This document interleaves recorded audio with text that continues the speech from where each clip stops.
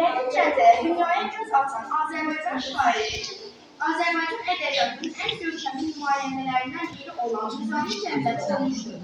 Onun lirik şeirlərində zülmə, haqsızlığa, ədalətsizliyə, dərinliklər və etiraz var idi.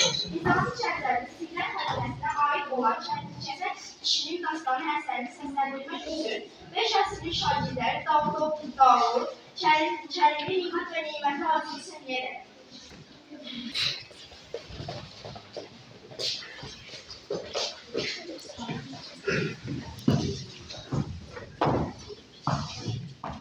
Şəhərində bir qoca bir kişi vardı. Hər kimi, zincimi, camaatdan qaçardı. Toplayardı özündə, yaşıl otlardan köynək, o bizi qazanardı. Hər gün şəhət kəsərdi.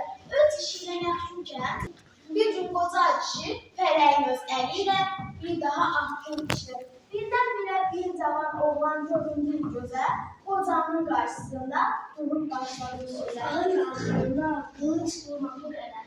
Qalx ki səsən bir qalır, sonra əsirgəməzlər. Bu kəndin gəlir bir yansın deyə alvar, başqa bir sənət tatlı işlər rahatlanır. Nə vaxtıdır ki zəhmətlər, daş kəsək əzədəksən, sudan palçıqlar da nə hasıl istəysən. Qoca sana tut özünü ahıllara bərabər, zamanların işini zamanları. Qoca dedi, cavansan, belə cahillik etmə, ən tek bazı sözlərdən, belə ağıl öyrətmə. Onun üçün öyrətdim kəlimi sərdə, bir gün sənə yazıb düşməyim xəcərdə. Mən bir kisə deyiləm ki, xəcərdən ötürü möhtac, əlimin zəhməti ilə tutdur gözümü, deyil artıq. Mənim onun üçün günahkar sayla bəsdir, düşünsəm bilərsən ki, dediklərlə bəsdir. Cavan oğlan sarsıldı qocanın bu sözündən, orada durmadı getdi, yaş axırdı gözündən.